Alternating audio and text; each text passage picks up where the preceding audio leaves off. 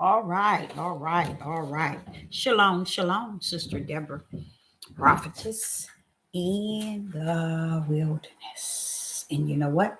That's all right with me. Come again on this Deborah platform with another message. And I will say this is a lovely, lovely evening in which the Most High, a higher has made. And I, Sister Deborah, shall and I will rest therein. Hello, the live chat. It's good to see you. Today we're going to just talk.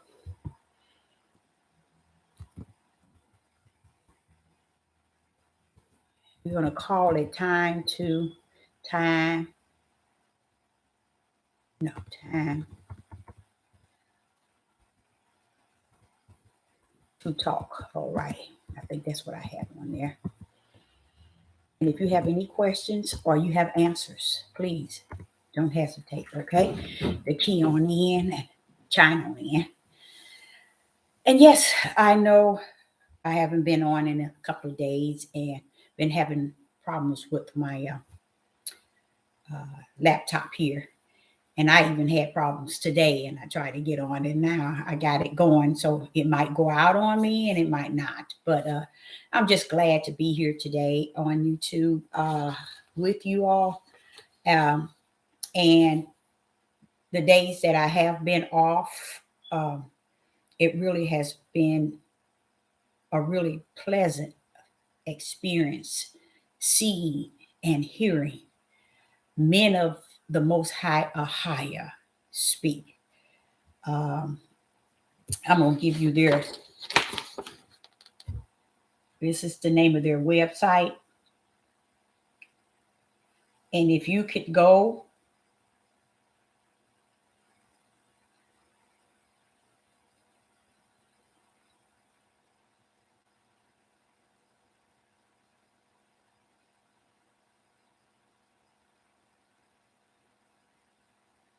okay, I'm going to hold that up again. But if you can go to their website and just hear them out. And then we're going to come back on here. We're going to talk. Thank you. We're going to talk about what they have said and what do you think? I'm going to ask you, what do you think about it?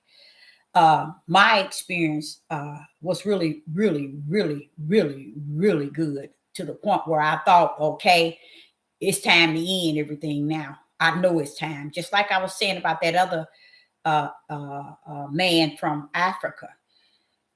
You have to be in the right spirit to really grip what he's saying. And it's amazing to me that he travels speaking. And when I've seen him speak, he has a large group of people listening, but my spirit felt like he was speaking and they didn't really understand him. You see what I'm saying? So he would have to be a prophet or an apostle at its, I say at its highest. And I'm not talking about these Mickey Mouse out here that you all have been following throughout times. You know what the sad part is about it? Listening to these guys and each and every last one of them, I'm gonna be honest with you. I've seen 8 of their videos. I sure have. I enjoyed every one. They stick to, I think it's 48 or 49 minutes. They do not go past in between that time. They don't try to go past an hour or anything, but what they say is worth hearing. It's worth hearing to me, even though I've heard it through the in the wilderness, and then to know that I've spoken, and then to hear somebody else come right behind me, and they are a group that's also out here trying to uh, uh, minister and teach people, but they would lose out. They would lose out. I mean, they don't have nothing but what 20, 30 uh, uh, uh, viewers. And I said, that's about right. That's about right. Because, see, one thing people do not know, and I know it's too late for them to know or to understand, that gate gonna be as narrow as the Father said that it is. So every time we thinking we going to the broad gate, we going somewhere because you got so many people joining and so many people liking, so many people commenting and not understanding they're over in the broad gate. So if you marveling off of what the broad gate is doing, having, and seeing and hearing, you need to go over to the broad gate, because that's where you belong. If you're marveling over what they're doing, the broad gate is not it. I sit and listen to them young men, and I never paid any attention to their viewers. And I think I got on the sixth video, the sixth one. And I started from the present and went back days, weeks back. And it was so good, y'all. It was so good. And I thought I was in this alone. I'm serious. When I say I'm in this alone, I don't really mean like me and only me down here. I don't mean it like that. Nope, nope, nope, nope, nope. Alone is when you've been on here and you see that no one is talking, and you see that so many on here have sold themselves over to the other side, to the point where you be just sitting here just saying things, and you be hoping that someone can share the light or someone can understand spirit and truth. And then when you get these men sitting here saying, you know what I said, you guys? I said to myself, they've been watching my videos. I said, there's no way. There's no way they can sound like me. That's how I felt. It's impossible for them to sound like me. Just not normal. And they have probably got 10 different guys that switches up speaking. And I think that is beautiful, because when they get in there, they all seem, you can tell they all on one accord. And I said, now, how did they get to think and speak like I do? They would have to serve the same spirit and truth, the most high or higher that I serve. They would have to. When I get on here and I hear people talking, guess what? In me, I'm like saying, wait a minute, this is off balance. People on here saying this, and nothing they're saying really connects to your Father in the heavens, the Creator. Nothing. And I'm like saying to just get on here, just like I did with that other guy. But when I listened to 4 or 5 of his videos, I noticed the people out in the audience, I could discern they couldn't get it. I can discern that just over the YouTube, just listening to him teaching, and I'm sitting here getting it like wham, wham, wham, and I'm listening. I'm looking at the people that's hearing him, that out in the audience, and I'm like, wait a minute, trying my best to discern, and guess what? I did a pretty good job, because each video you seen the people like in Lululand, I can tell that they were way somewhere. He's over here preaching on the right, they way over on the left mindset. So I said that, it's a sad thing that I can hear him, I can understand what he's saying, I can grip what he's saying, but when I hear him and I grip it, I hear a higher level of understanding, the most high, a higher. Not that he was a higher level that above anyone. No, not that way. He was bringing it out in a way that he broke every little piece into crumbs, and then he began to speak each tiny piece he spoke about. That's just how he just, and what he has is what the Father has called him to in this walk. And I thought that was so nice to hear him. Now, these guys is beautiful. And they look like, this is what they look like. They look like one of those camp leaders and the guys in the camp. But when you hear them, you all will say, no, Sister Deborah, either you listening to them or they listening to you. Y'all sound so much alike. Y'all sound so much alike. It is it's really hard to describe to you the feeling of hearing those men. Like I said, I think I was on the eighth. Yeah, the eighth one, I think it is. I haven't finished it. So I've listened to 8 of their videos, you guys, and I'm going to press all the way on and on and on and on. I'm going to find out where they are located. Now, this is what, as I was listening to him, the Spirit came to me and he said, now, when you're listening to them, you don't have to take everything they say and make it an error.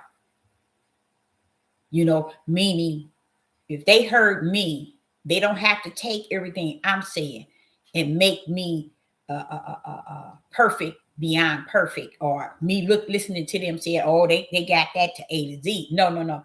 We can't look at each other like that. We got to look at each other for who we are, flesh and blood and spirit. And whatever the Father give us to give unto you, it don't mean that we're going to have what he give us and trying to give it to you. We might say things that you don't agree with. You see what I'm saying? But you don't put the baby in the basket and send it on its way. You just listen, take the spirit and truth out of it, and the light out of it, and anything else that's appeared to be darkness, throw it away. Just get all the food that you can, get all that you can and all that you need. You see, and these guys, let me give it to you again.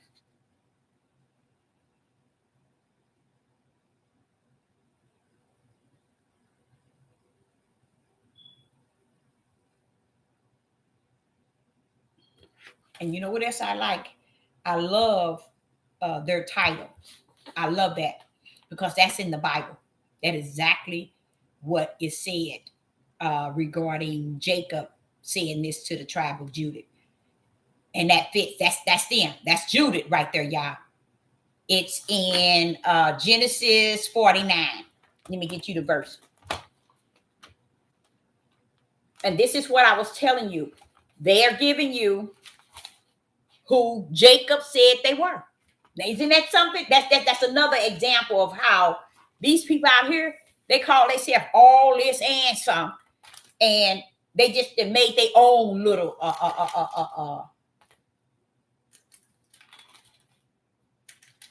church, and it ain't it ain't the church of the Most High or higher. Okay, you can find this in Genesis chapter 49, verse 9. I've taught that when I first started here on YouTube. Here they go again.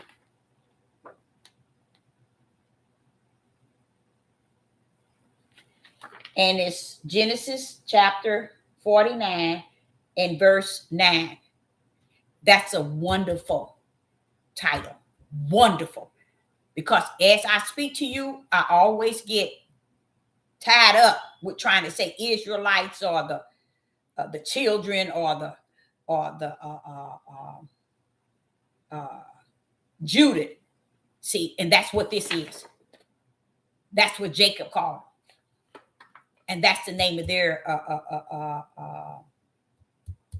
I don't know if it's a camp or what, but it's they title on YouTube.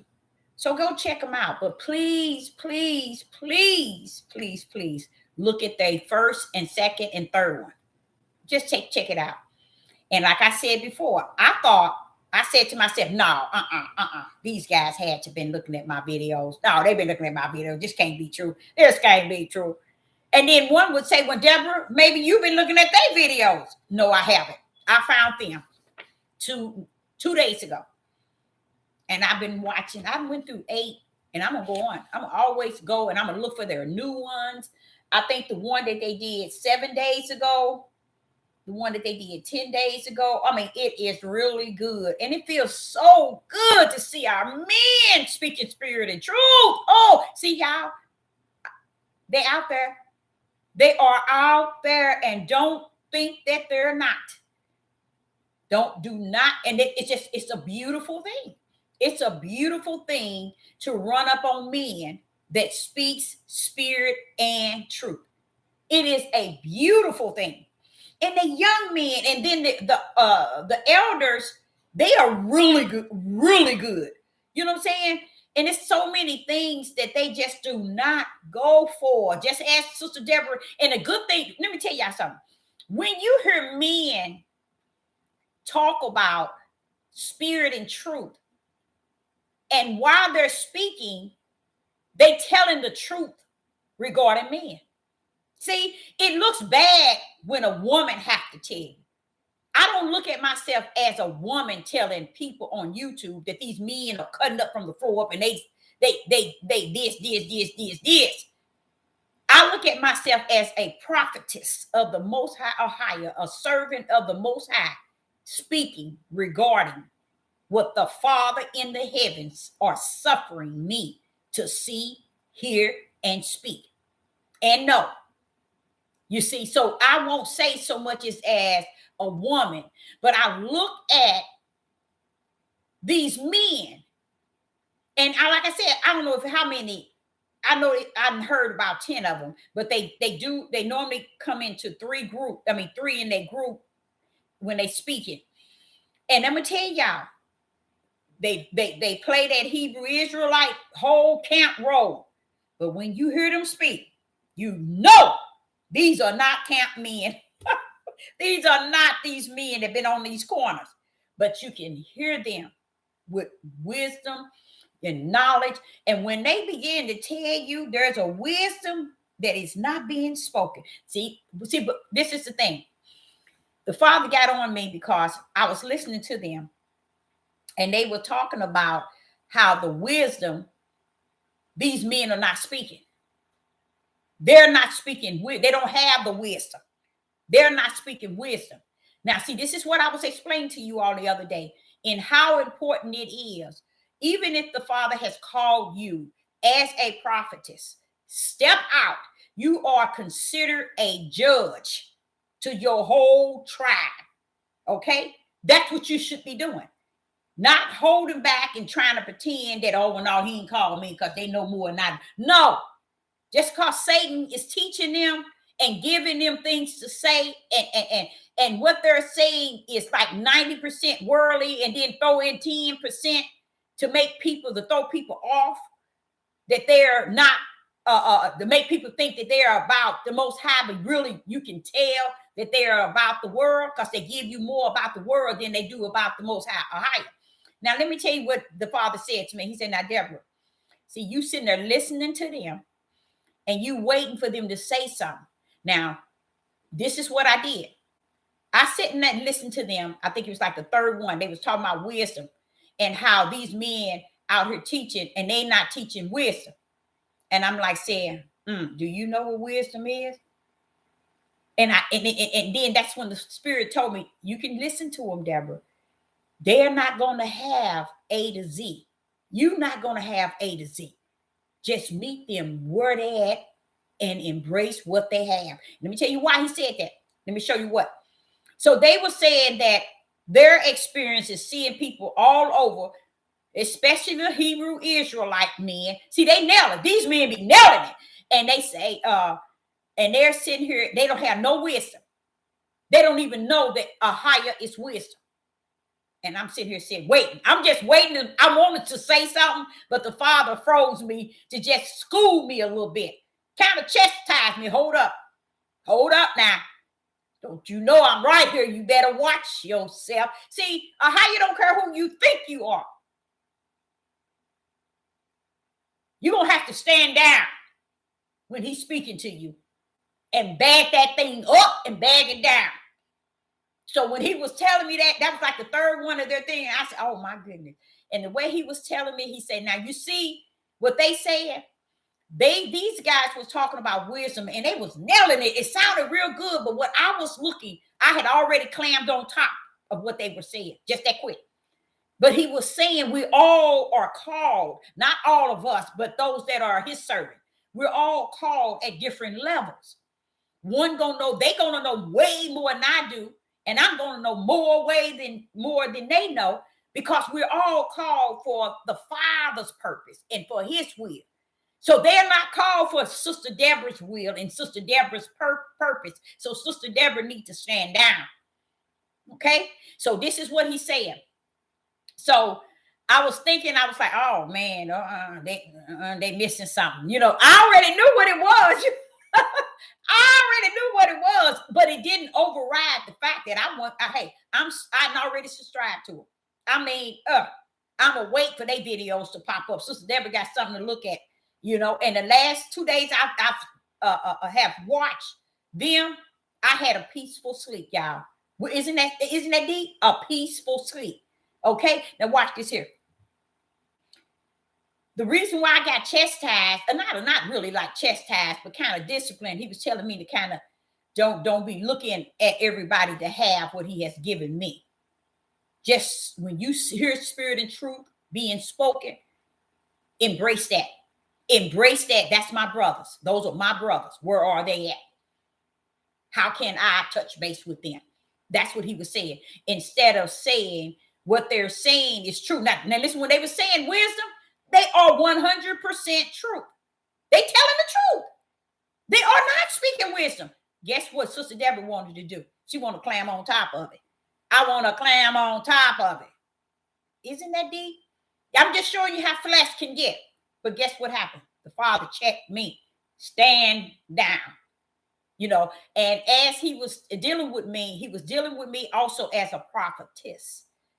One who comes to judge. Can I teach? Yes. But my purpose is to judge. Okay, now watch this. He's saying that you see you have not connected on YouTube with those that speak in spirit and truth. Now you have connected. You still waiting for them to bring an error. And I was. Because when they said the spirit, they was 100% right. But because I could climb on top of what they were saying, I felt that, wait a minute, they ain't where they should be. Isn't that sad, y'all? That's sad, ain't it? And that's when he came to check me.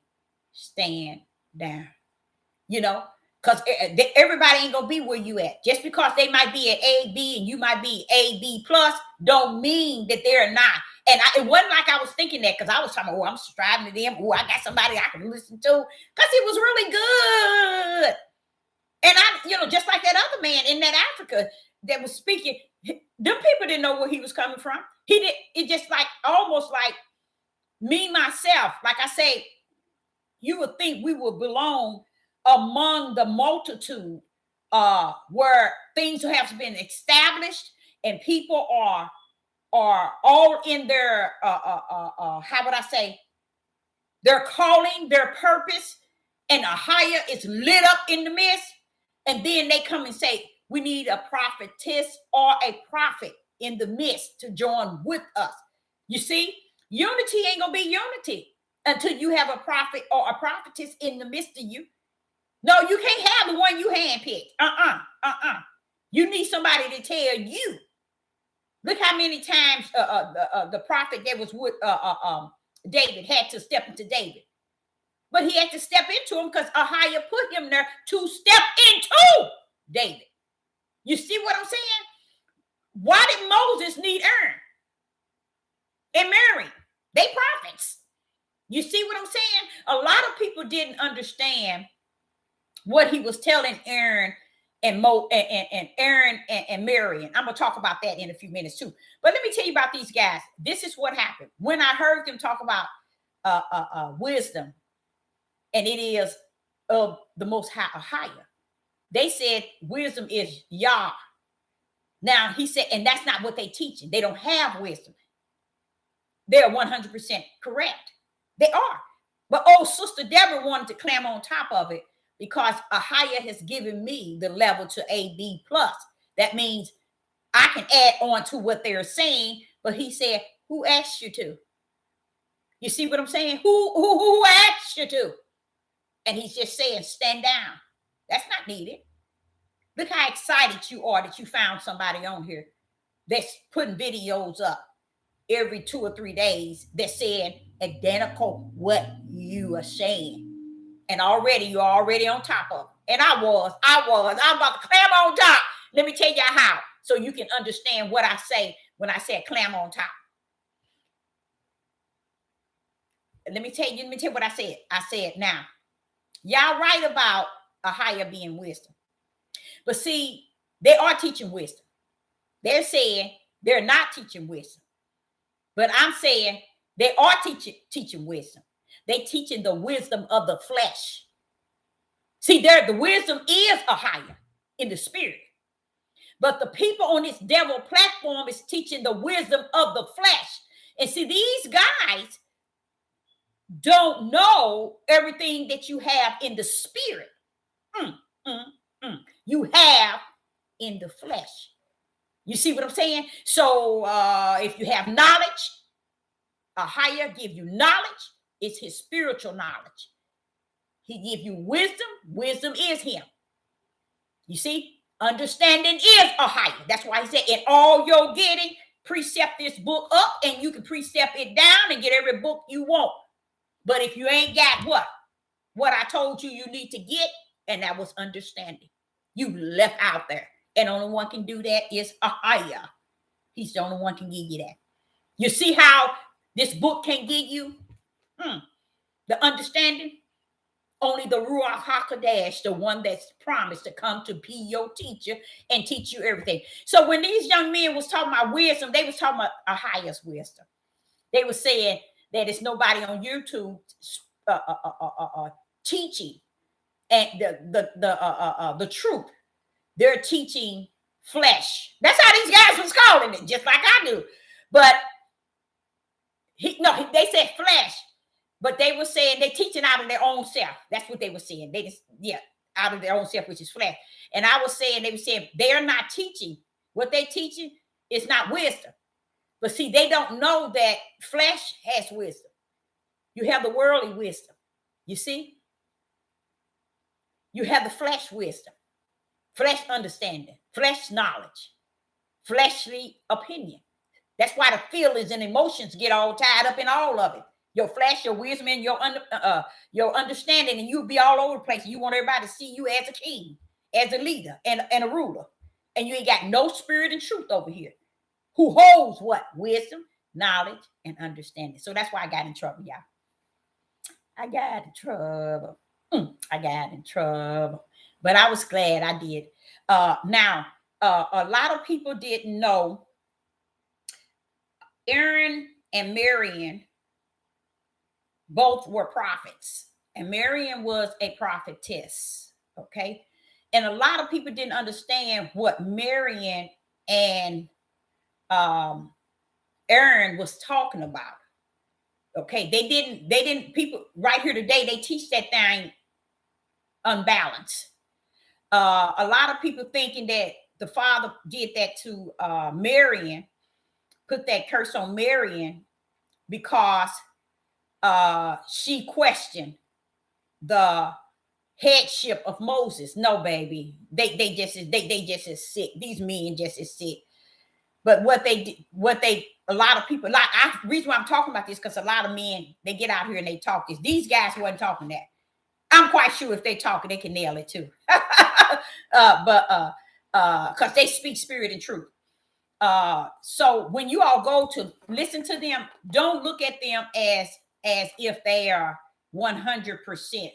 Just feed from their spirit and truth in their light that's speaking through them. Okay, now watch this.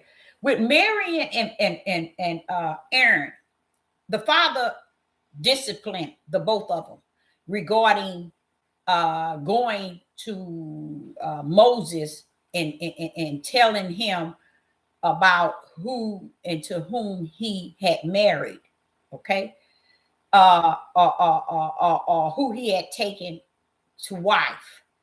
A lot of people don't really understand it. They really don't get it, okay? They really don't get it. Moses, Aaron respect the chastising of Ahia, okay? But Marian, she was still uneasy about it. See, when the father come and check you, stand your tail down. Okay. And see, Aaron was willing to stand down. But Miriam, it was more so she's still buckling up, regarding the nation, Miriam outside of the nation. Okay. So what Miriam didn't know is Ahiah didn't want her to tamper with his will. See, this is why people will never understand this book, because we're so busy seeing the flesh of men. We can't see the spirit of Yah. We can't see him. We can't see him walking up and down this earth with fire under his feet and judgment in his hands and fierce all upon him. We can't even see that because we're so busy seeing flesh, the flesh of man, the flesh of this world, and we can't see him. And see what was going on with them they were tampering with his will. Aaron stepped down when he was chastised by Ahiah, but Miriam was still heated about the situation.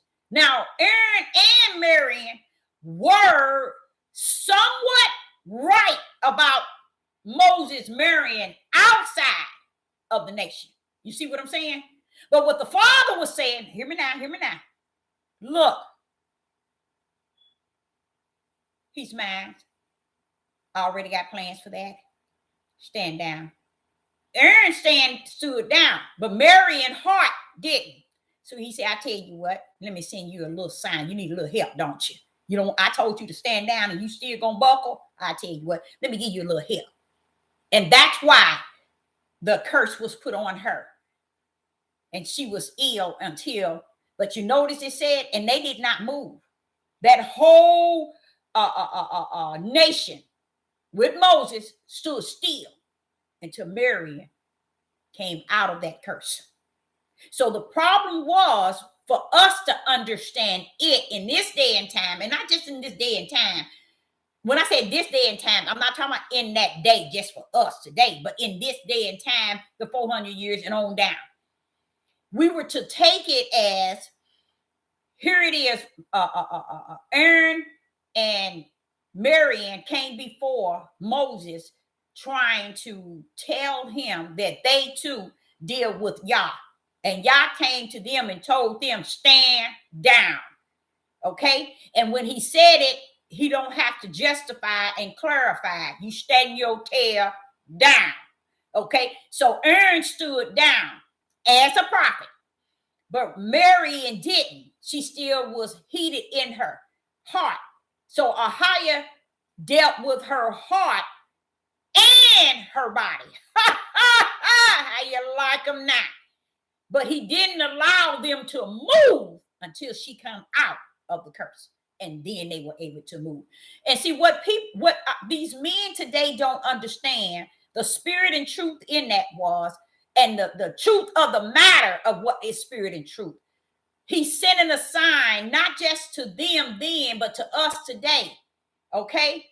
When I have chosen someone like unto Moses to lead the people, know that I got their beginning and I got their end. I am not going to choose you to override. Now watch this here. To override what I already have plans for him.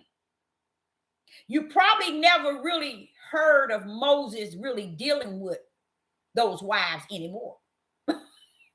See, a lot of people don't understand. They did not go over to the wilderness. I know one of them, father brought her, but she went back with her father. You see what I'm saying? So Ahiah already knew the way he had orchestrated Moses' walk. He already knew what he was going to do with these wives he had. But he didn't want Aaron and Deborah to feel that because they are prophetess and prophet, they can override his will already that he had planned for Moses. So Aaron stood down, but Miriam didn't. And what Miriam probably understood as time went on that, wait a minute, even though he married him, where they at? Where are they? They can't be found. See how because Ahia is saying, like, okay, let me give you another example. Let me give y'all an example. What I just told y'all about Miriam. So it ain't so much that he knew that Aaron and Miriam Moses needed.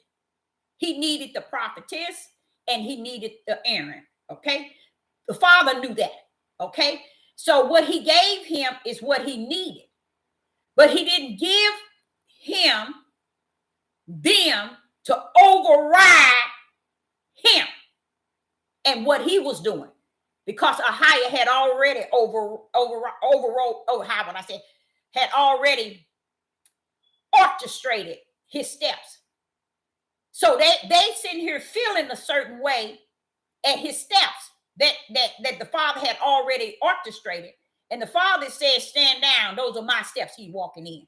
You see, even the steps not making it to the promised land. Do you think that the father took that little baby, put him in that basket, let him go on down the river, landed in Pharaoh's family, come back up? Oh, y'all got to go all the way through the mission, all the way through there, and then he gives Moses the people and a prophet, Aaron and a prophetess, which were his own relatives, to help him in this journey.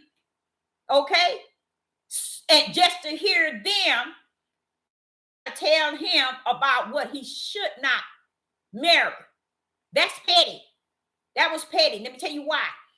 Because Moses had a mission upon a mission.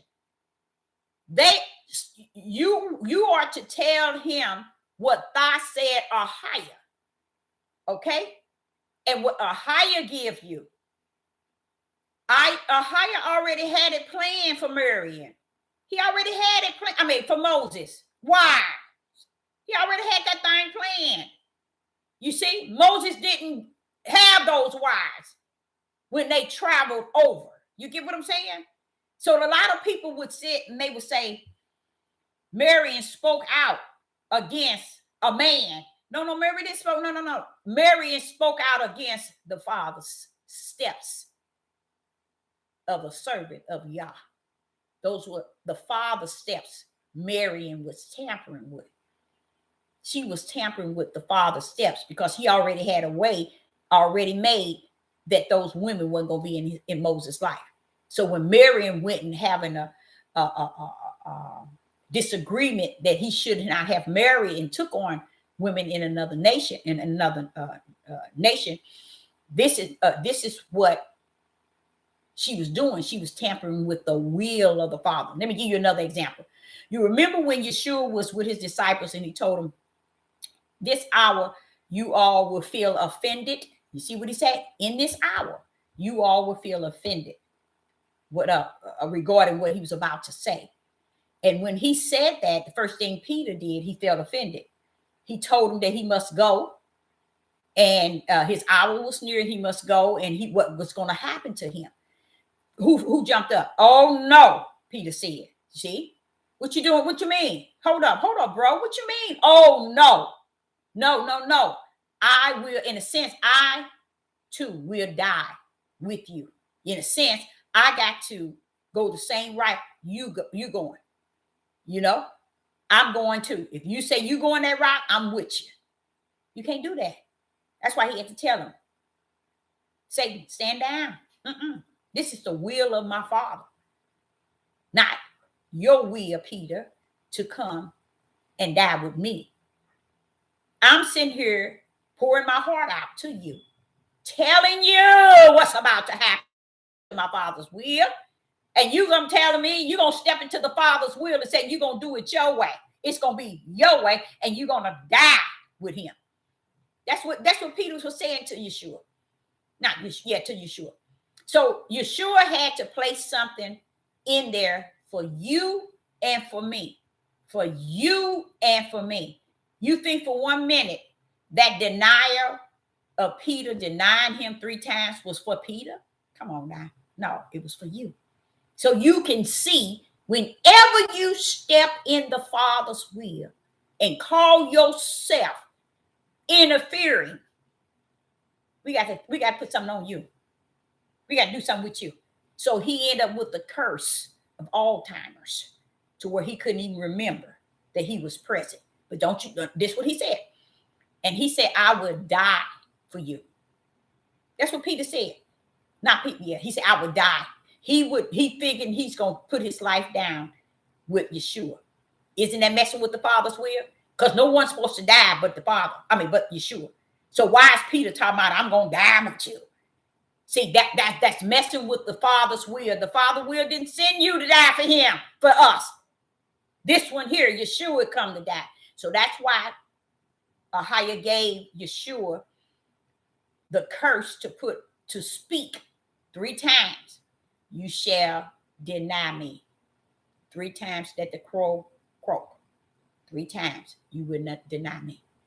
And Peter wouldn't have never, no, I won't. No. That's how Peter would feel it. But let me tell you where you know. This is what I'm saying to you all. Many things in this book, we are bowing down and worshiping the flesh of man, just like we're doing today, to where we can't see spirit and truth, or the whole ideal of it. So let me tell you what happened. So what he did with Peter, once Yeshua said 3 times you would the crow, you would have denied me.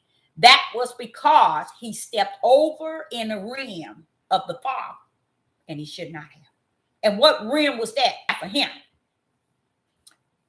My internet, here it goes. My internet is acting up, so I might be. So let me tell you that right quick before it go up again. So what happened was, the Father had Yeshua to give him the curse of Alzheimer's so that Peter would deny him. It wasn't that Peter was afraid and scared. No, it was what Yeshua had put on him so that he will fulfill the 3 times denying him. Let me tell you why.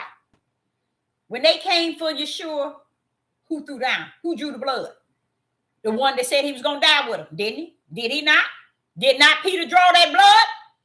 Who can go into a situation and cut somebody's ear off, and you got all the soldiers there to take Yeshua, dead or alive, and you're going to draw the blood? You know why Peter was drawing that blood? I told you I was going to die for you. Mess with him if you want. Mess with him if you want. Peter drew that blood. He meant what he said. When he told Yeshua, he told him, I was going to die with you. When you draw blood back in that day and time, these people had them long knives, them big old long knives, and they were all out to get Yeshua. Dead or alive, they didn't care. And then Peter going to draw his sword and cut one of the soldiers' ear off. That's blood. That means it's time to what? Everybody, but what happened? Anybody know? Listen to this. Peter did what he said. He said, no, we're going down. You going to go down? I'm going down with you. Touch him if you want to. Come on with it. Peter was ready, and he did. The blood was shed. Now see, 99 million trillion wouldn't even understand that, because it's in spirit and truth. It's in that part that he called mystery. Now that's what happened. Yeshua froze the scene. The whole scene was frozen, y'all.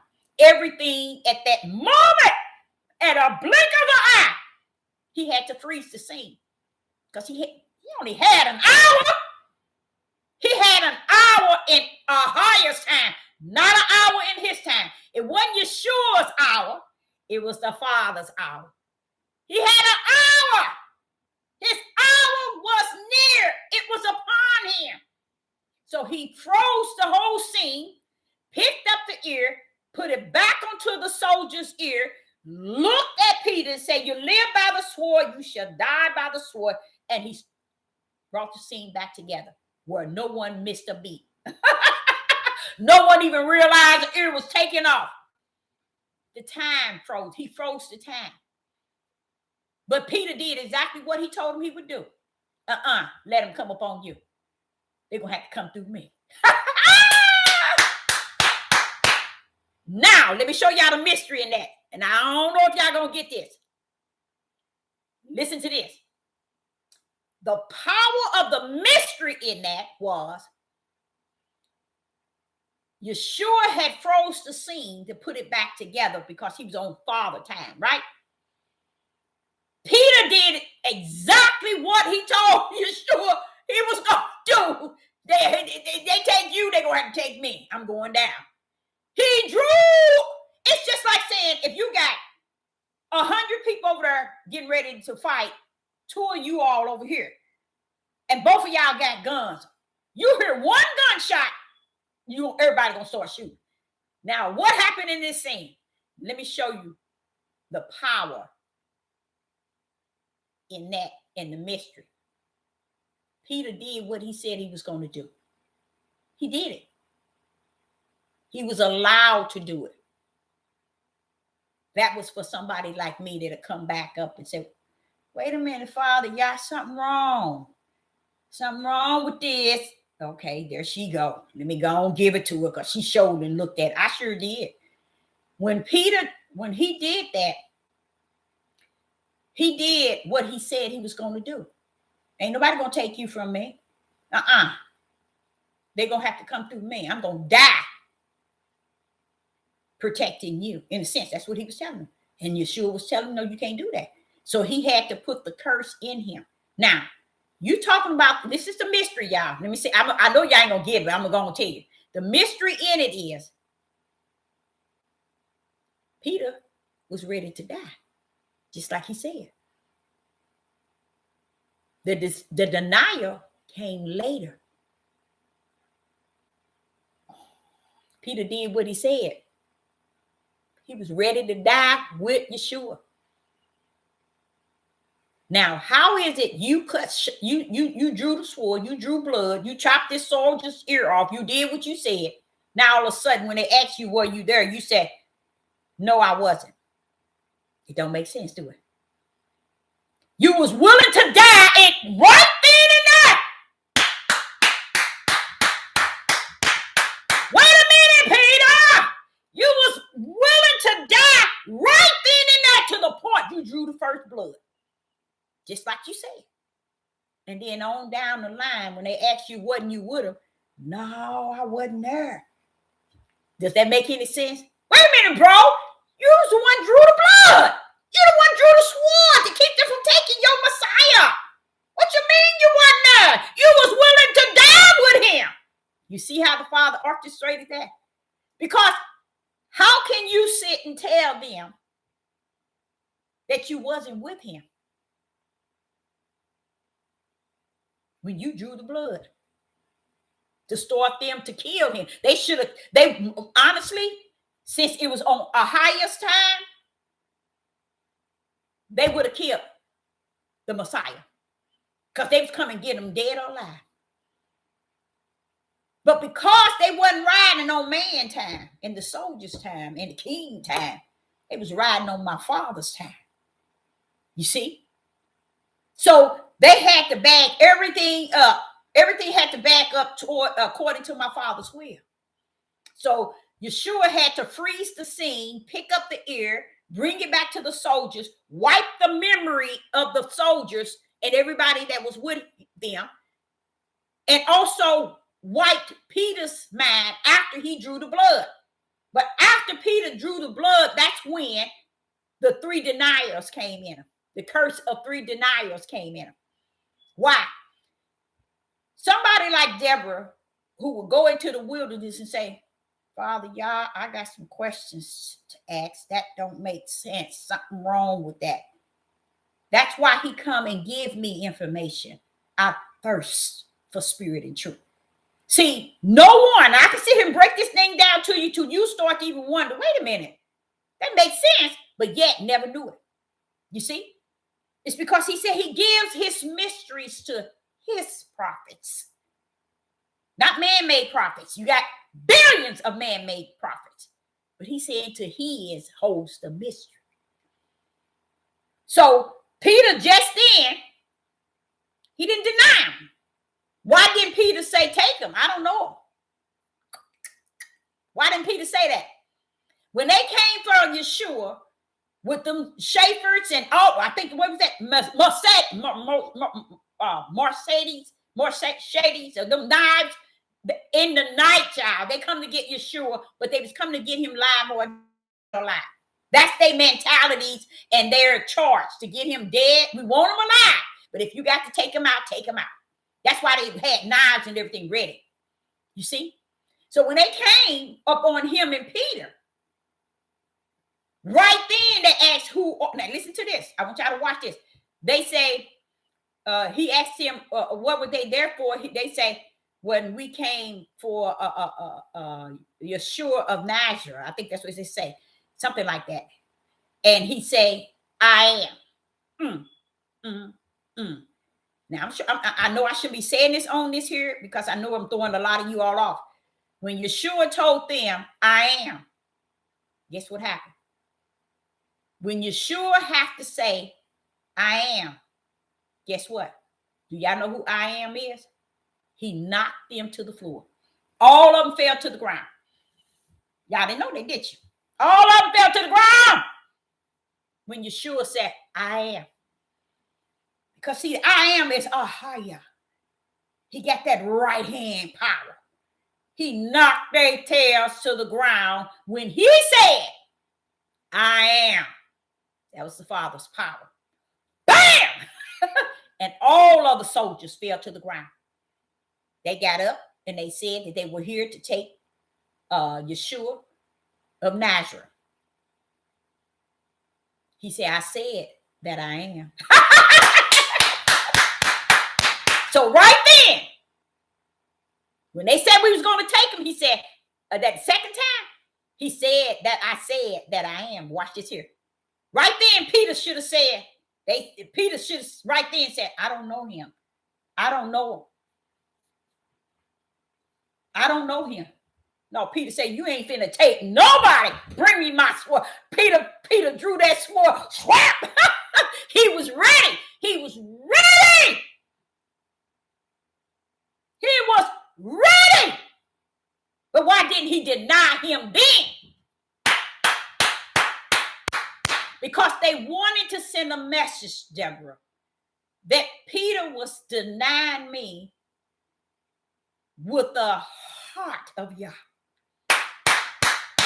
He felt that close to the Messiah that he was about what he said. And he said what he was about. They trying to come get you. They got to come through me. That's pretty much what he was saying. And he was for real about it. So when they come to get him, did you see him tell them, you can get him? I don't know him. He didn't tell them that, did he? He began to want to fight for his Messiah. That shows you that the whole scenery was mastered by the Most High or higher. Because as he went behind them, as they took him away, the woman, I'm going to show you where the spiritual truth is in it. The woman that was there with them when they came out to get him, she turned to Peter. She said, wait a minute, weren't you with him? And I'm like saying, wait a minute, Father Yah. I'm in the wilderness now, y'all. Wait a minute, Father Yah.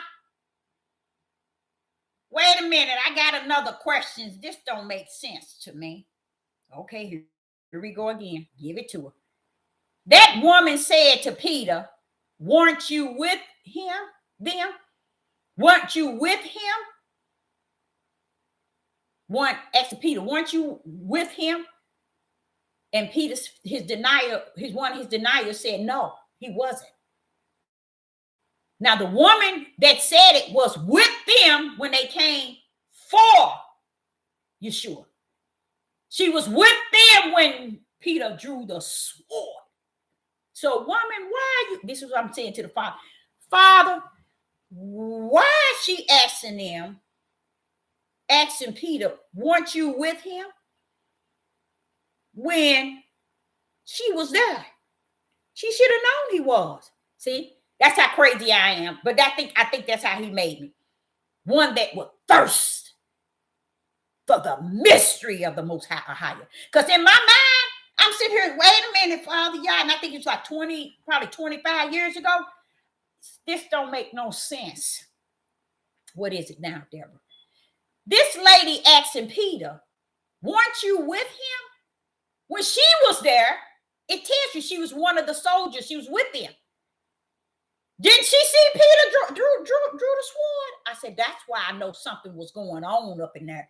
And that's when he shared with me that Yeshua took the power and froze the scene, picked up the ear, put it back, and took it out of the memory of everybody, even Peter. Because I said, wait a minute, how you dare? And it tells you she was with them when they came to get him. How is it you didn't see Peter draw the sword? How you asking him wasn't he there when you saw him there? It didn't make sense to me, y'all. It didn't make sense to me. So that's the sort of thirst that I have. I keep asking, wait a minute, that don't make no sense. Because it's for certain people to get it. You see what I'm saying? So when I was disappointed in that lady,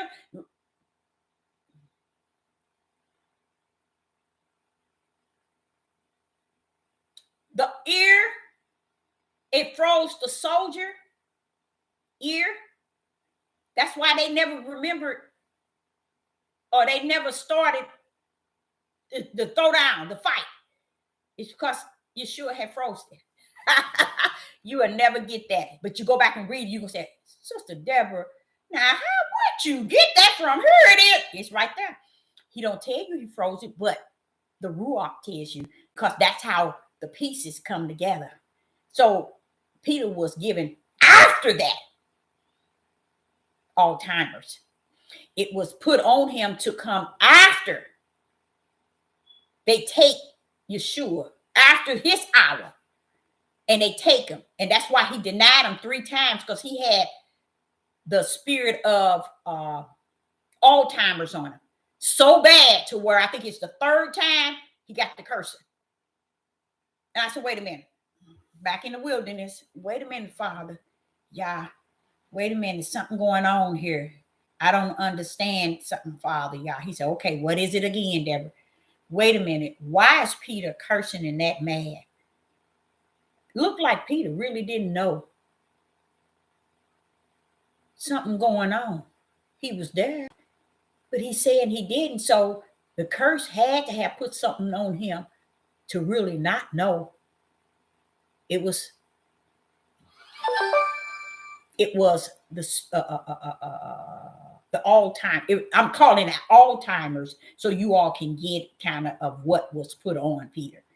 Okay, so when the Father allowed Peter to continue, when Yeshua had been crucified and risen. And let me tell y'all something. I'm gonna tell you what's really sad, y'all. This is what's really sad. This is where you get the ignorantest men on the face of the earth, and women. They try to battle with you regarding, oh, he didn't die on the cross. He died on a tree. How dumb can you be when the cross is made out of a tree? You see? They gone. They gone.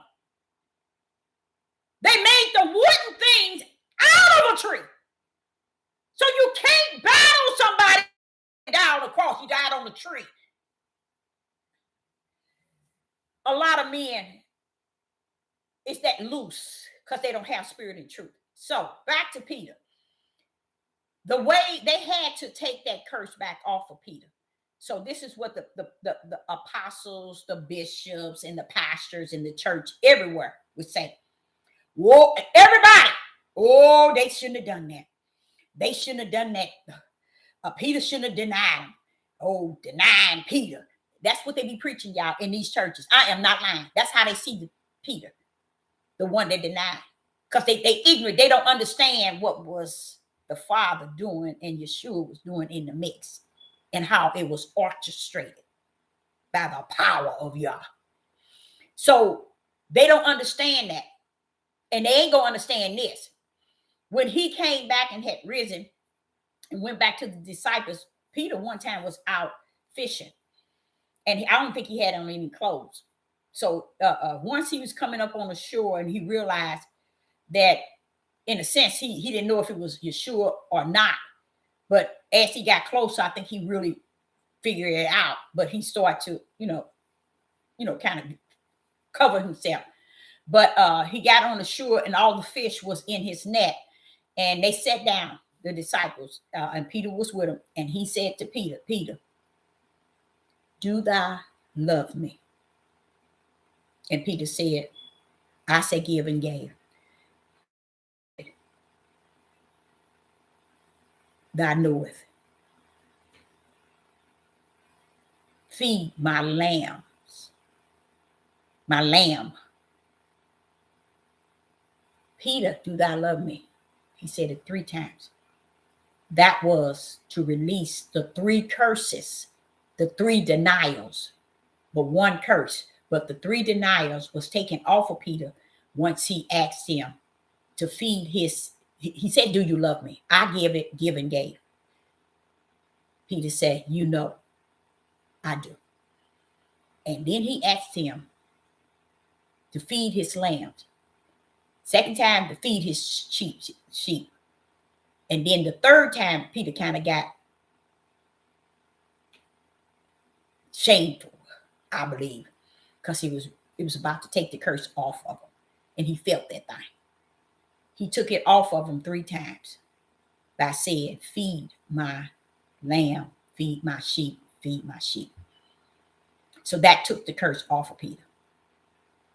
But the curse, the Alzheimer's, was only for him to deny the Father. I mean, not deny that he knew Yeshua. It wasn't for him to do anything but just that one time period of Alzheimer's, long enough for them to ask him 3 times and he denied it. That's to show you and me. Don't go around here telling somebody you can override what the Father has sent down here for his will. Like Marion, didn't I just tell you? Don't go messing with Moses. I have missioned him since he was that baby floating on that river for a purpose. Yep, it says he wasn't supposed to marry him, but I already took care of that. Stand down, Marion. She didn't want to. So that was his way of dealing with her. What did he do with her? He put a curse on her, and the disease came upon her, and they left her separate from the camp until the days that Ahiah had taken it off of her. And then he told them that they are not to travel until she is done, and then bring her back in. Same thing with Peter. That's what I'm trying to show y'all, how the Father worked and what he do and how he do it. Then here you go with Peter, the same thing. You see, this is what they said. This was these old dried up pastors, dried up from the floor up, dried up apostles, dried up false prophets. This is what they'll say. This is what they said. This is what they preached. Bishops too. They say, denying Peter had the nerve on the day of Pentecost to stand up and say, Yeshua HaMashiach, the one that you all crucified. Yeah, he says it. But see, they do. If you were to go to church, to somebody's church, or someone that's preaching this, first thing they gonna call Peter the denier, and they gonna make it sound so wrong. But see, when you know spirit and truth, you know what it is. So I can't see Peter wrong. So I'm gonna go into another one. I see Peter being what I am, a servant of the Most High, Ahiah, elected. You see, it's just that what Ahiah put on him, because he went over in the will of my Father. Same thing with Mary. You stepped in the will of the Father. You can't do that, child.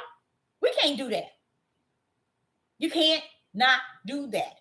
And when you do, he has something right there set for you to counteract what you said, to try to go up against the will of the Father. So that happened with Marian, and that happened with let me tell you another one the church do.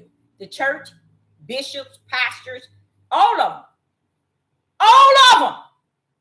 I ain't gonna sit here and lie to you. All of them. Here we go. Let's hit Job. Here go Job.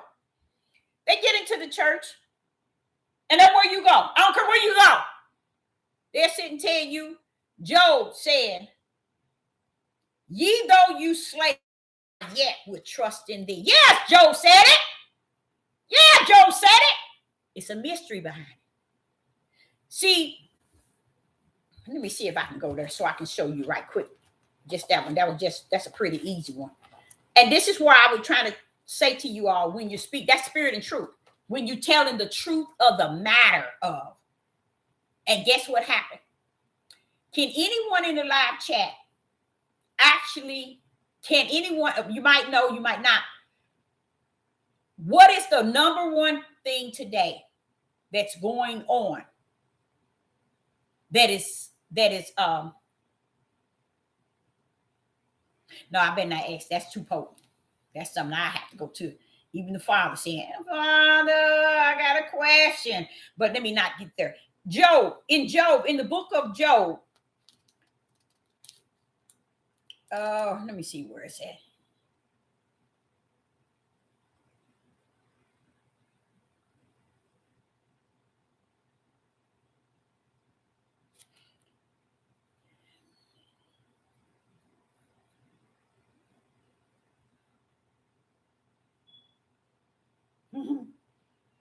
Job was cutting up.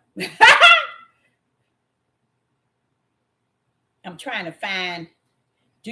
Someone can pull up that verse for me where Job said, ye though I trust in thee, ye though thou slay me, yet I shall trust. I had it highlighted in my I'm gonna show you another mystery in the Bible. Ye though you slay me, yet I will trust in thee.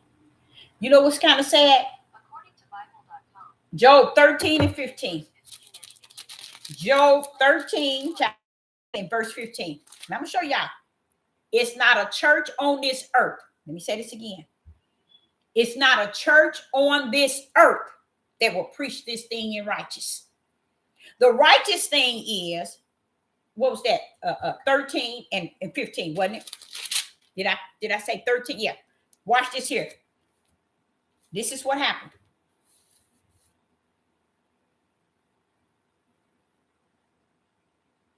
Okay. No, that's not it. 13. Oh, here it is. And even as a young girl, I've heard them preach this. And I've heard it preached even up until probably in the last 15 years. Because they don't understand what's going on. And they feel that Job had already lost his mind. Job ain't never lost his mind, y'all. Why would Ahiah be talking to him if he thought why would Ahiah be communicating with Job if he knows Job ain't got no sense round about now, round about then? No, listen to this. This is another mystery. It's not a mystery. It's just that they teach it. You ain't gonna find nobody on the earth that's gonna on this earth that's gonna teach this right. Listen to this. Job chapter 13, verse 15.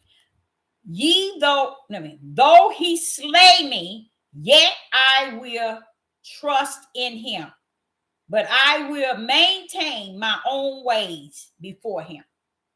Do you know they said that Job was out of his mind? Satan had did him so bad he was out of his mind when he spoke those words.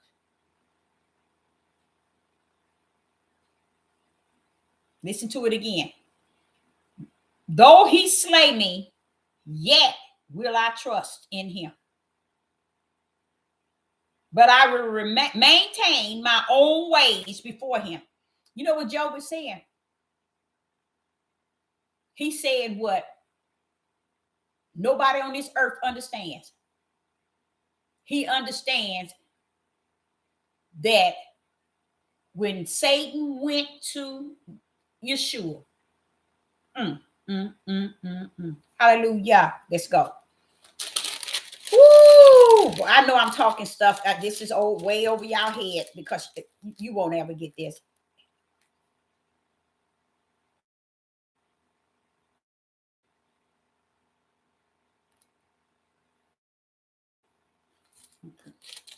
Okay, let's try going to. Let's go to Job chapter 1, verse 11. We're gonna start with 11. Job chapter 1, verse 11. We're going to start there. Okay. But put forth thy hand now. Satan is saying to the Father, put forth your hand now. At first, Satan was telling him, I ain't finna bother Job. You think I don't know what you done with Job? You ain't finna get me to be in here in the lake of fire. Father, I'm not ready for the lake of fire. That's what he was really saying to him. But then in verse 11, he said, but put forth thy hand now. Why was he saying, why would the Satan be talking to the Father like that? I'm going to tell you what's sad. And I'm getting chills over my arm already. You know what's sad? Satan knew that the Father had a right hand and y'all didn't. Satan knew that the Father's right hand, us, was the Father's right hand. It is the power of Yah that came down with Yeshua as Christ, as the Hamashiach. You get it? And you wonder why nobody could do anything to him. Come on. How you gonna have all power? He gave him all of it. His whole beloved, his right hand. Okay? Now listen to this. Job chapter 1, verse 11. Satan is saying to him, put forth that hand now and touch all that he has. See what he's telling him. Now, when you put forth that power, touch it. Because I ain't coming after it. I don't care if you just put forth your hand. You need to touch it with that right hand power. Because I ain't going to touch Job until you do that. Wait a minute, Satan, what is he saying? He knew that the Father had a right hand that had all power, and you don't come up on it. You can't buckle up it, and nor can you buckle down it. This is the fear of Yah that is branded not only in Sister Deborah, but Satan himself. To know you better watch yourself and do what I tell you to do. Even Satan knew it, and here we run around here acting a monkey, thinking we got authority on this wicked earth. Now watch this here. And he said, put forth thy hand. Now watch this here. If you put forth his hand, he's telling the Father, wait a minute, no, you got to, what he telling? And not touch. Not only him, but all that he had. He said, touch all that he had. Now, listen, look at that, y'all. Do y'all see that? He's asking the Father to touch all that Job had. He know what that right hand can do. Watch this here. Watch this here.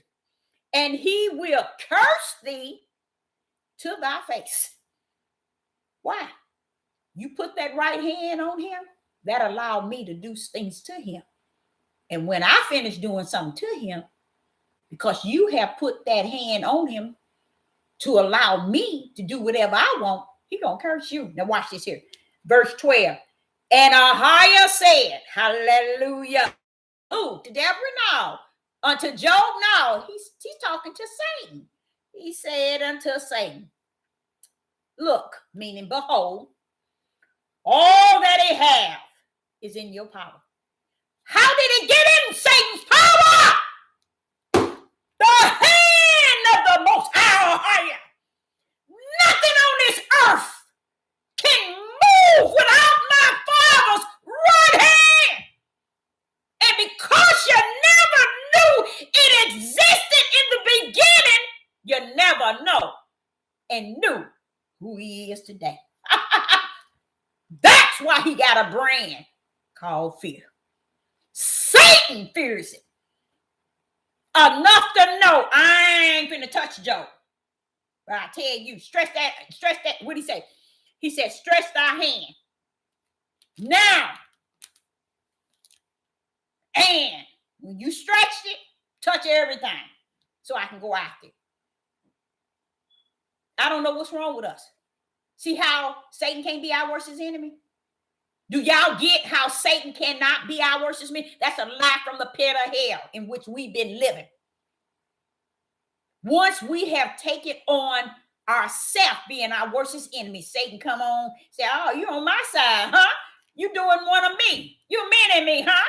Oh, okay, I'm your friend now. You meaning me. You your worst enemy, and you mean you just out here just doing all the things I like to do. I'm your friend. You meaning me now. That's how Satan get in. When that flesh opened the door. Said, come on in.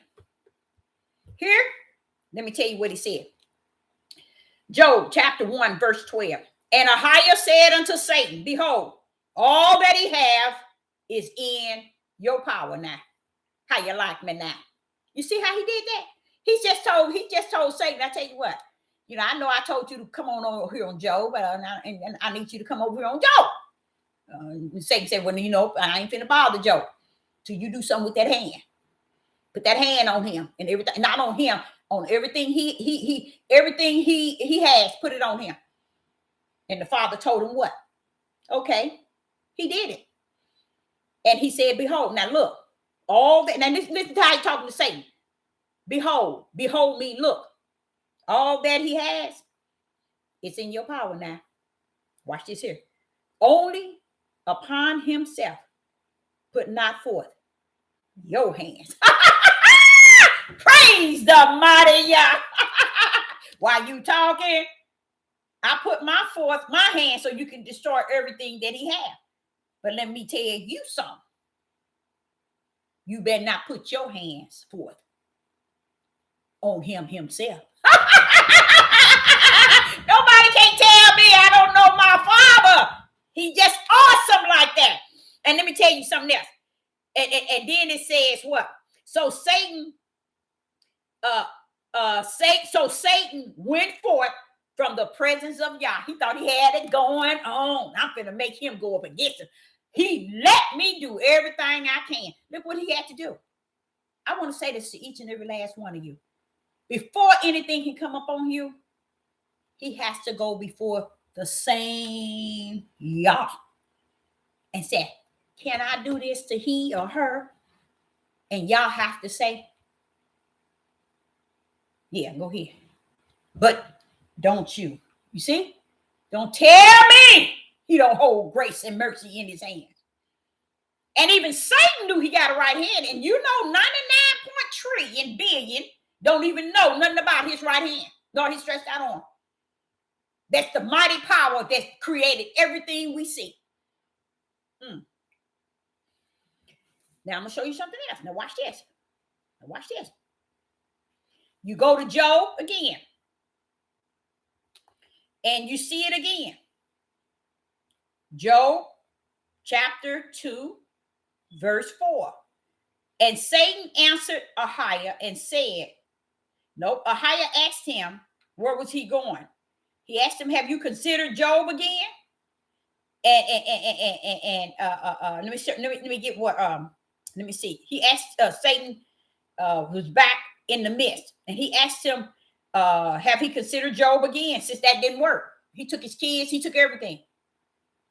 But still, Job was already, people don't understand. You want me to show y'all? Here we go again, Sister Deborah in the wilderness. Father Yah, something wrong. I got a problem here. What is it now, Deborah? Well, what make this? Don't he? Satan he took everything he had, and shouldn't he know by now that you have branded Job? That's what I would say.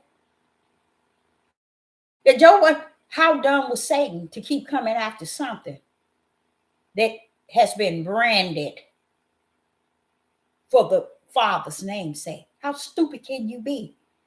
After you done took his children, his house, his land, his everything. And you thinking you can, Satan really didn't want to go after him. I think he was going after him. I think still that this was the power of the Father's will. Watch this here. Job chapter 2, verse 3. Here you go again. And Ahiah said unto Satan, hast thou considered my servant Job, that is none like him in the earth? Hallelujah. Perfect and upright. That's righteous, y'all. That's righteous. He's branded man, but Satan don't know nothing about that. He says, perfect and upright man, one that what? Fear. Y'all see, y'all don't believe me. Y'all do not believe that righteous belief, faith, and fear is a brand of the Most High. He's telling dumb Satan that he's branded for my name's sake, so you can do what you want. And he don't know it. He didn't even grip it because he don't know those sort of things. You see? And many of you all don't. Okay? So here he's sitting here saying to Satan, listen to what he said. And Ahiah said in verse 3, Job chapter 2, verse 3. And Ahiah said unto Satan, hast thou considered my servant Job, that there is none like him in the earth? A perfect, upright, there go righteous, man, one that feared, that's that brand, fear, y'all, and ensured evil, meaning hate evil. And still he holds fast to his integrity, although thou moveth me against him to destroy him without a cause. Listen to what he said. He's telling Satan, although thou moveth me against him to destroy him without a cause. That's when he went and killed all his kids and destroyed his land, and someone stole all his stuff that he had, his cattle and all of that. But watch this here. Then in verse 4, here comes Satan. He got something to say now. He got something to say. After that, I think I would have went on with my tail between my legs and went on by my business. He'd already told this wicked evil. Wait a minute. This man got righteous in him. He got fear. He is branded for my name's sake. So nothing you can do. But see, he's so stupid. That's how stupid he is. He didn't know.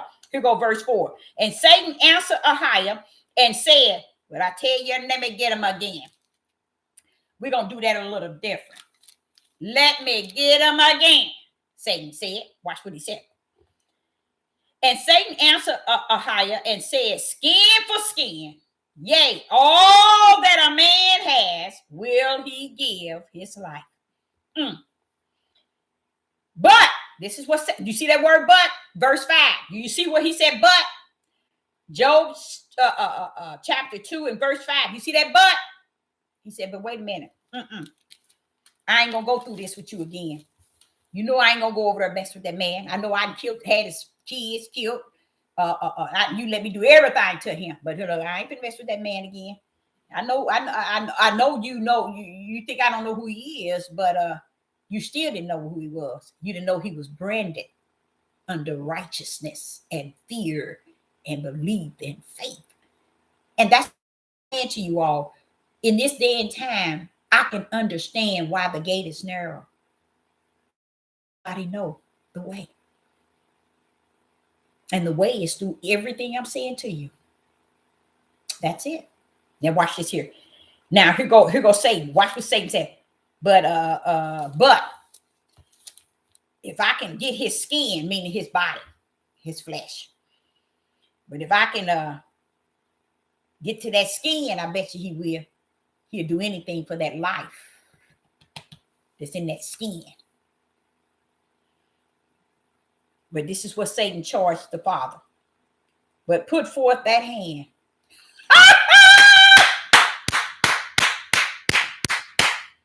Ooh-wee! It's a sad thing. Man don't know about the right hand of the Father. That's sad. Even right now. You know how we talk about once you receive the Ruach HaKodesh, you shall have power. That's that right hand, y'all. And you see how we still today don't really understand the power of that right hand and what it's capable of doing. It's because we don't believe. We don't have the spirit and truth of the matter of what Ahia stood for, stand for, and going to be in the days to come. Listen to what Satan said in verse 5. Put forth thy hand now and touch his bone and his flesh. Oh, he was going deep. He was going all the way to the bone. That's why it says the flesh fell from his bone. He went deep. And he will curse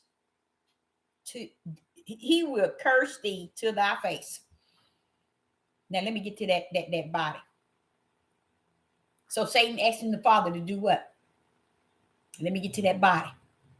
Truly, let me get to that body. That's his life. Your breath of life is in that body. Let me get to that body. I bet you he'll curse you. So what happened? Verse 6. And Ahia said to Satan, I love that conversation, y'all. Y'all crazy if you don't know, you don't see the fear that Satan have of the Father and how the Father orchestrates things even to today according to his will. Now listen to what he said. Verse 6. And Ahia said unto Satan, behold, again, look, he is in thy hands. He is in thy hand. He turned him over to him. He touched him. And now he telling him, now he in your hands. But his life, but save his life. Don't go after his life. I have to take you about. You think hell ain't been waiting for you anyway? You touch his life. You go anywhere near the lake of fire, you. And you own it. So Satan already know that. He know the Father don't play. That's that fear. And if Satan got the fear, what's wrong with us? Because we're trying to make him like a man. We more fearful of a man than the Most High or higher. That's because we ain't got the spirit of Yah in us. So Satan went forth the presence of Yah. So now we're going to get to 13. And this is where you will never hear this talk on the face of the earth, the way Sister Deborah finna tell you. Now we get to Job chapter 13 and verse 15. Here is Job. Though he slay me, yet I will trust in him. But I will maintain my own ways before him. What Job telling you? Job is telling you, ye though he slay me. Every pastor, bishop, prophet, teachers, apostle, priest, they will say Job was out of his right mind. He was out of his mind because Satan then got to his flesh. Oh, he gone. He gone. Job gone. Job wasn't gone. Job knew who slayed him because he knew Satan couldn't get to him unless the Father had to slay him first. Oh, Father, y'all. Job knew that Satan didn't slay me. The Father slayed me. I know who slayed me. Yet though he slay me. No, though he slay me, yet I will trust in him. Hallelujah. Hallelujah. Father, Yah. Ye though you slay him, yet shall he trust in the Most High. See, we run around here and talk about what the Satan did to Job. I've sat here at the beginning and told you how people are bent all up. These men are bent, women too, because they don't see Ahia. They see flesh and blood. They talk about Job's situation only on the level of Satan and flesh and blood, but not spirit and truth of the whole matter. That the reason why it was here to show us. I got the first Deborah say, the middle, and the end. Can't nobody do nothing till they check with me. You see? Job's just letting you know, I know Satan didn't slay me. I knew who slayed me. Because Satan can't do nothing to me until the Father put that right hand. And if the Father put that right hand, he's the one slayed me. Job was talking about the Father's right hand that touched his body, that touched everything that belonged to him so that Satan could destroy it.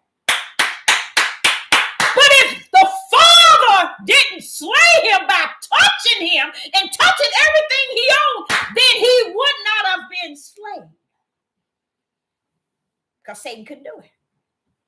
So Job says here, Job chapter 13, verse 15, though he slay me, he knew what he was talking about. None of the Negroes, the heathens, the Gentiles, nobody on the face of the earth could really grip that the way Sister Deborah just gave it to you. That's spirit and truth, y'all. That's spirit and truth. These are things I'm showing you that has taken place where we have given man all the praise and all the glory and all the authority and all the righteousness. And this man get this. Oh, Moses did this. Peter did this. John and David, Abraham, Isaac. We saw flesh and never saw spirit. The most higher. And then we have the audacity today to be in the midnight hour, in the midnight of the midnight, talking we waking. We are waking. And we serve. You don't serve him, you ain't never served him. So what you gonna serve him now in the land of your captivity? Wait, hold up. You don't know your left from your front. You don't know your left from your right. So how you gonna serve him? So that's why he had to brand his. Oh, you think he didn't know the gate was narrow and who was going through it? You think he didn't know who the small remnant was? Oh, he didn't know who he told the angels to mark in their forehead? See? You so busy trying to make man something and forsake the one who orchestrated it all. You see? We so busy trying to put men on pedestals. Women, YouTubers, and all. Facebook, everything, and keep forgetting. And that's what happened to this book with me, y'all. That's why I'm a living prophet, not a dead one. And I can tell you, you cannot destroy nobody, nor the Most High or higher with this book. And guess what? This book don't make him, nor do it break him. You see? Because his hand ain't in here. In here is telling you about his hand, but his hand ain't in here. His hand living in you. He greater in you with that right hand power. And you wonder why you can't heal your body. You can't heal sick people. You can't prophesy. You can't discern people. You can't interpret nothing. You can't do anything that's connected to a spirit and truth because the truth is not in you like you think. When it get in there like you know it to be, and it has the power that he said is greater, then you'll start to see these things manifest itself. So when I'm talking about all those different people, just like Bozak, people run around here talking about Naomi and Ruth. Wait a minute, y'all. This didn't have nothing to do with these women. He was showing you through his right hand how he's connecting still the seeds together to come on down to the bloodline of the Messiah. And that seed is branded for his name's sake. That's the one that came on down to Joseph, on down to the Messiah. But you know what I found out, y'all? This is what got me. And I'm gonna do a little study on it. It ain't gonna be a big study because he's gonna have to give me the whole overall in, because I'll be all in the classroom. Wait a minute, Father, y'all. Is in Genesis. he said that woman's seed, even though everybody from David on down, Abraham, Isaac, those were the seed, the bloodline, the spiritual bloodline, not the natural bloodline. See, that's what's got the tribe of Judah so bent. Let me show you how bent they are. We so focused on the whole house of Israel, we can't see our ugliness as the tribe of Judah. If we messed up from the floor up, we cannot be any help to them. And we should have been. Even in our oppressive state of mind, we should have still showed some light so the other house of Israel can see us upon the mountain. We ain't done nothing. All we showed them is darkness and who we stand for, who we willing to serve in the midnight hour. This tribe of Judah, something else. And you would have thought, and the reason why Judah is because Leah didn't start praising the father until he gave him Judah, her the child Judah. Okay, she didn't start praising him until then. Ain't that something? She never. And I heard a preacher late last night talk about, and he was teaching that thing too. Oh, he was teaching, he was talking about all the chaos that was in Joseph's household. And I try to tell y'all that. I told y'all, no matter what these men are saying, they're speaking on their flesh lust. What does it do? It's the same thing the world does with these men going woman to woman, dropping loads of baby all over the place. Why? Because once you get into polygamy and you marry a wife, if something happened to that one man, those other children won't be entitled to nothing. Nothing. What you mean, Deborah? They won't unless that man put out a pretty healthy will. Not a will, insurance policy. Outside of that, by law, guess what? Then women won't be able to collect Social Security or anything. They could only collect if he take his own private insurance policy and put them as his beneficiary. You see how messed up that is? They won't be able to just walk in and say, "Well, these are his. This was his children." You know, they won't let. They're not going to let them do it. They're going to have hell over water. Oh, I ain't gonna hell over water. That don't make mix, but they're gonna have a hard time. And in the court and system, and they're gonna give them the hard time. And that's to show you the chaos that the father has left behind for the children and the women who thinking it's okay to get into something and play on the lust. That's why the Bible said they are silly women. They're laddered with sin. They so laddered with sin, they willing to get into this lifestyle to please because they laddered in lust. He knows that it's more than what they got y'all believing. But this is why this man, this white man, he was preaching it. I only seen 10 minutes of it because another brother had it on his and just showing you what this man was saying, and he was talking about that lifestyle. He was talking about Jacob. And he was talking about all the things that brought upon the children was wicked and evil. And here we are, wicked and evil. It makes sense because all the children what was going on between the women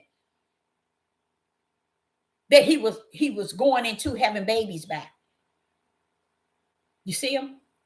None of them served Yah. None of them women served Yah. Leah came up praising Yah after Judith was born. But before Judith and after, they were so busy warring against each other, y'all. That's what the man was talking about, and that's what I was saying. They try to make out all these. To me, black people just short all the way. They got them thinking, "Oh, when this is what it's supposed to be, and this is righteous." No, it ain't. It ain't no righteous in that, because they don't serve Yah. What do they have to do with it? And that's why I say the Hebrew Israelites are messed up on the floor. Just because you're born as Jacob's children doesn't mean you gain eternal life. You got to come in that same door that Abraham, Isaac, and Jacob had went through, and they were branded for his name's sake. So if you are the children that he has branded as well, you best bet it ain't every last one of your tails either. Still a small remnant. It's a remnant. Very small. See, that's what they don't understand. And that's why you don't see them out there. You all notice it. You don't see them out there recruiting. You don't see nobody recruiting in this Hebrew Israelite movement. You don't see none of that. Only ones they want to bring in is those that they out on the streets cursing and acting and calling women names. And those are the ones they get in and make them out of camps. And they begin to, get involved in with them. So the way they conduct themselves. But this here group, y'all, I'm going to come and talk about them tomorrow. We're going to talk about and tell me what you think. I'm not going to say anything. I'm going to answer the questions. Let's have answers and questions tomorrow. And they're pretty good. They're pretty good. And like I said, the father had to tell me to stand down off of them because, like I said, I was trying to, and I shouldn't do that. And I think the reason why I do stuff like that is because it's all invested in me. And what was the purpose? What was the purpose of all this that he has given me? To die? No. That goes back to where I think that I might be living when it's time to go to the other side. When I didn't think I would be. But yes, I want to say that I thank the Most High for who he is all by himself. And he don't need me and it don't need you to make him who he is, because he gonna be who he is. Even if you don't be who you are, he gonna be who he is. But it was something else I was going to mention to you. You know what I glanced because everybody was here watching the football game today. And I was in my room and I was listening to this one guy, Pearson. And I don't care for him at all because he do this color and names, numbers, and alphabet connecting 666 and all that stuff. And it just gets to me. And I think it gets to me because I come another route. Okay. And he's in Christian. He's a black elderly. He's a journalist. But he retired one, I think. And he got a YouTube page and he talks about colors and numbers and alphabets and showing you that those are signs to let you know where everything is happening. And when Satan is doing what he's doing, there's signs, there's through the colors and the numbers that you can, and a lot of it he's be saying, it's to me, I think it's a mind thing. But today I'm sitting there and I went on there a good 5 minutes.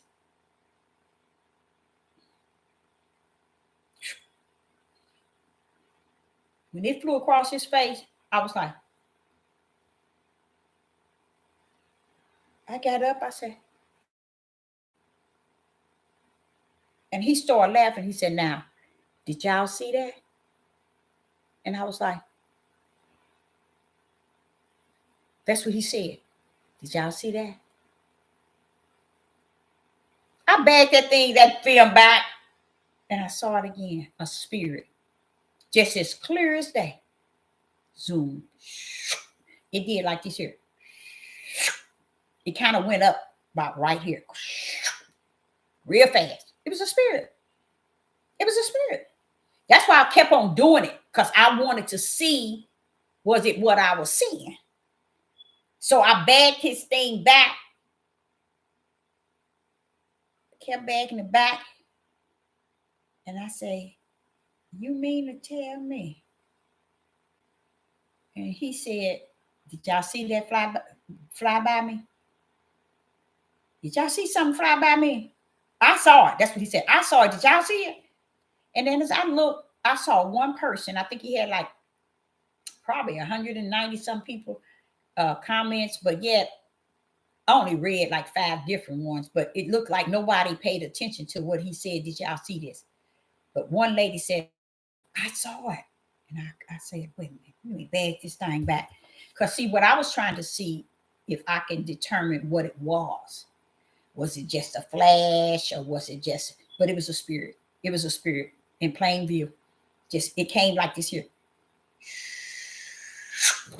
Just like that. And it was a dot. It was round. It wasn't round like this big. It was about like that. But the way that it came like a line, and you can get about right here, you can see the ball of it. And again, I kept doing it over.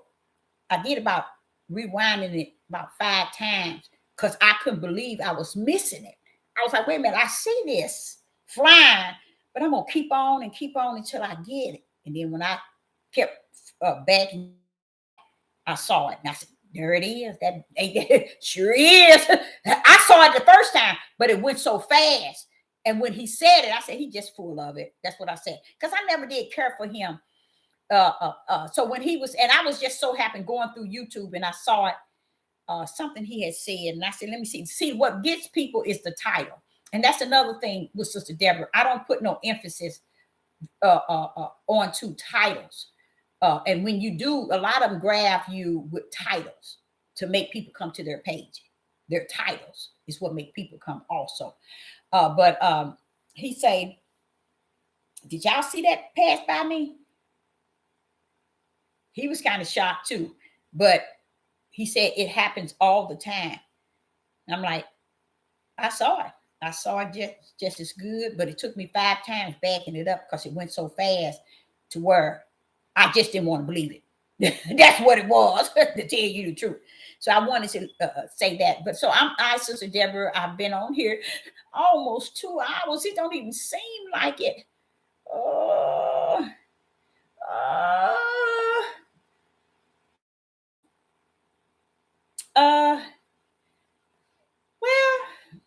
I guess I say that. That's it. Anybody have any questions? I'm sorry, I didn't think to.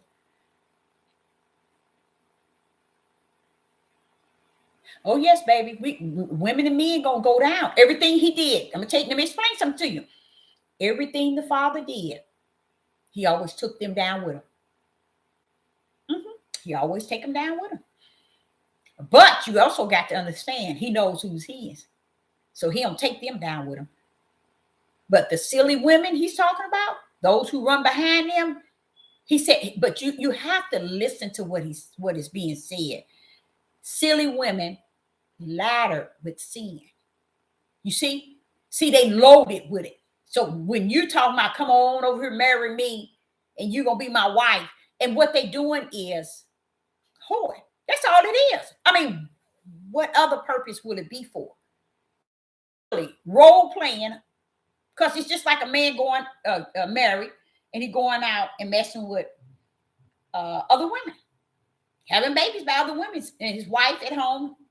It's no different, y'all. It's no different, you know. So it's just like they can't see that because they figure since I'm saying a higher, it's okay for me to do the same thing, but just have them here so whenever I need them. Okay. Yeah. Let me get that for you so you can see it. Oh, you want to see it? Yeah, that'd be good. And you have to go over it. And that'd be good too if you could. Let me get it. And then I don't know.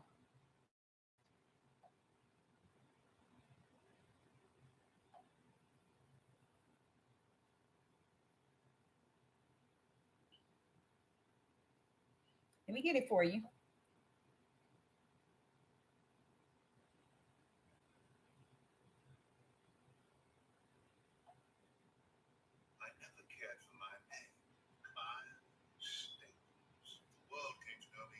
It's happening in Atlanta. That's the name of it. Here it is. It's happening. Let me see if you can see it. In Atlanta. That's it right there. Can you see it? It's coded. It's coded all day. It's happening in Atlanta. A lot of information. Okay, did you get it? All right. And see if it's gonna be almost at the beginning, a little past the beginning, and you might have to rewind. You'll see it. No, I don't know, because I don't think these people saw it. No, he got 1.4K. And nobody, you don't see people saying, "Oh, I see it," but that's going back to what I said. Everybody is not, Because it was, you know, no, everybody, and him is. I'm gonna tell y'all something about this man. Sometimes I can kind of grasp what he's saying, but I heard another man say, another black man said that Ahia sent things in codes, numbers, and the numbers. See, I never got into that. Back in the days, there were a lot of people would get into it at the alphabets, and at the alphabet, it's like A is for 1, B is for 2, you know. And if you take a word like your name and you spell your name out, then it'll tell you something about yourself, in a sense, spiritual. I never got into none of that, y'all. I couldn't get into it. That's why I couldn't get into what he was saying. And he's more so on that level of this is how deep you can get involved in that. You can get so embedded in it, and you like horoscopes. You can get so embedded, it becomes the reality of everything you think, you feel, you see. Oh, I got to check this out, because this is something being revealed. And back in the days, they had pulled that up. Oh, it had to have been a good, Jonas 23, had to have been a good 28 years ago. Everybody was starting to get into that. I never did. Never got into it. Let me tell y'all why. I've been dealing with the spirit of y'all since I was 4. So I had seen things in the spirit realm. I didn't need nobody to tell me, this color, this color, this color.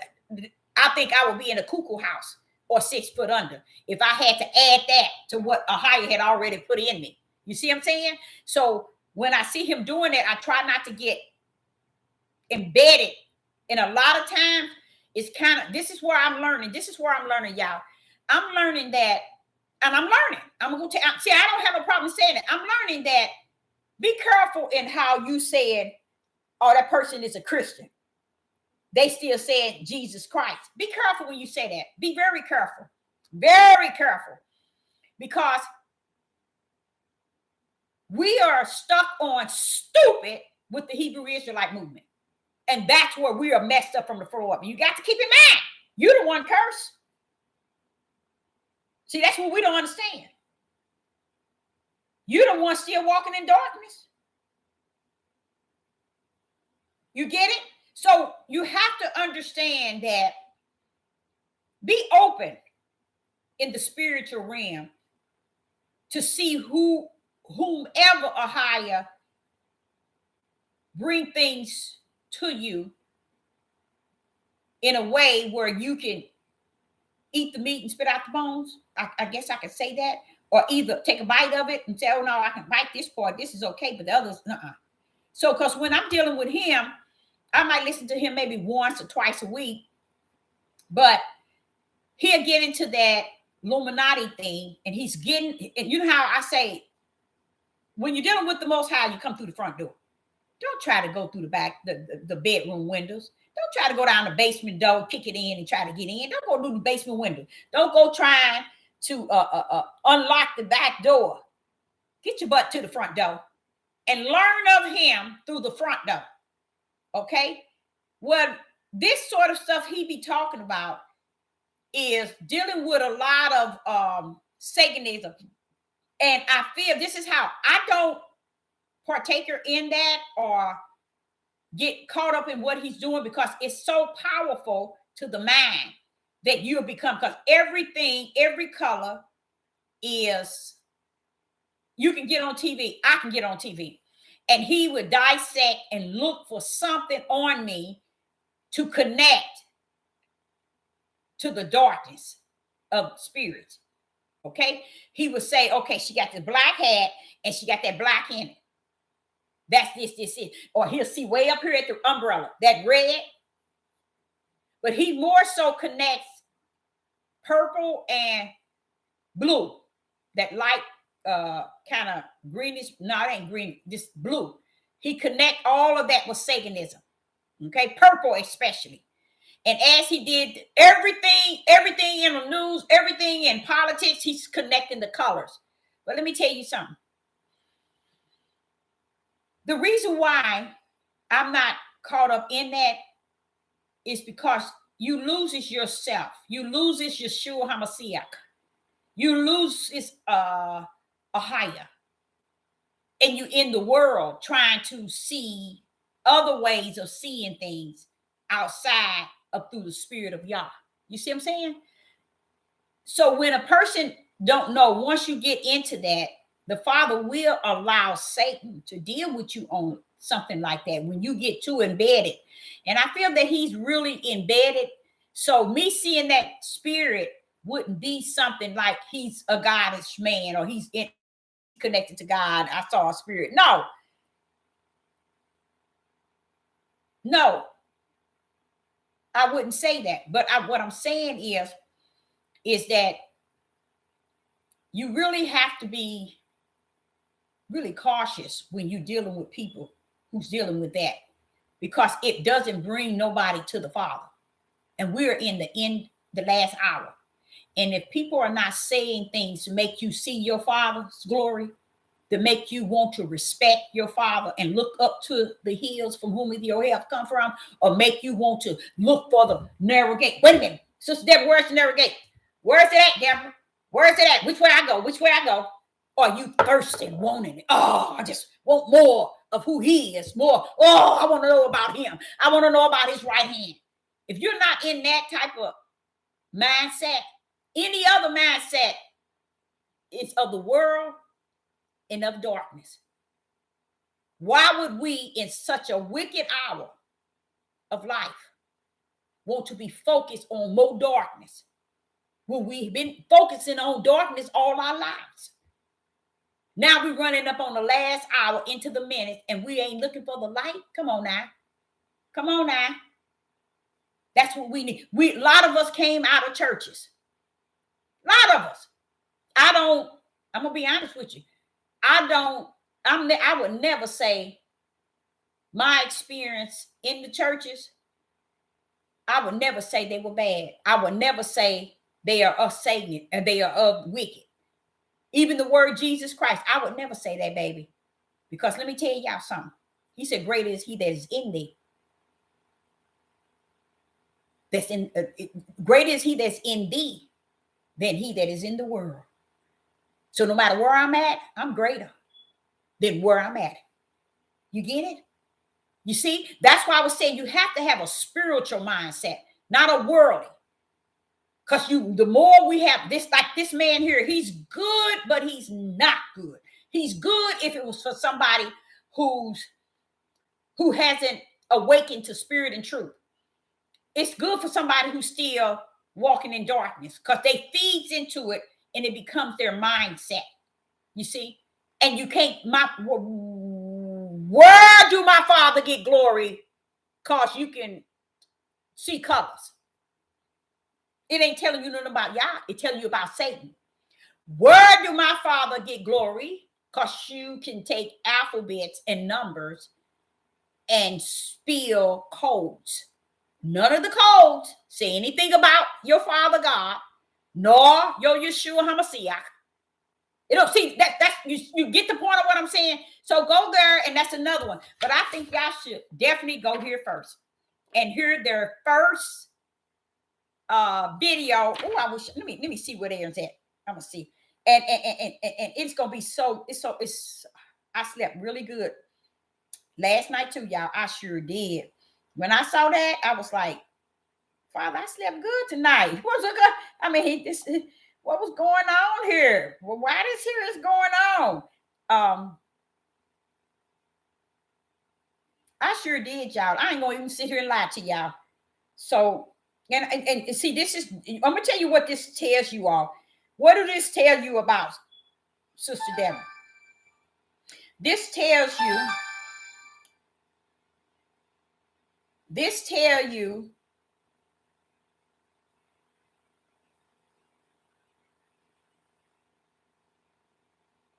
oh, did I? Oh, I got an emergency call. I guess that's what he's wanting.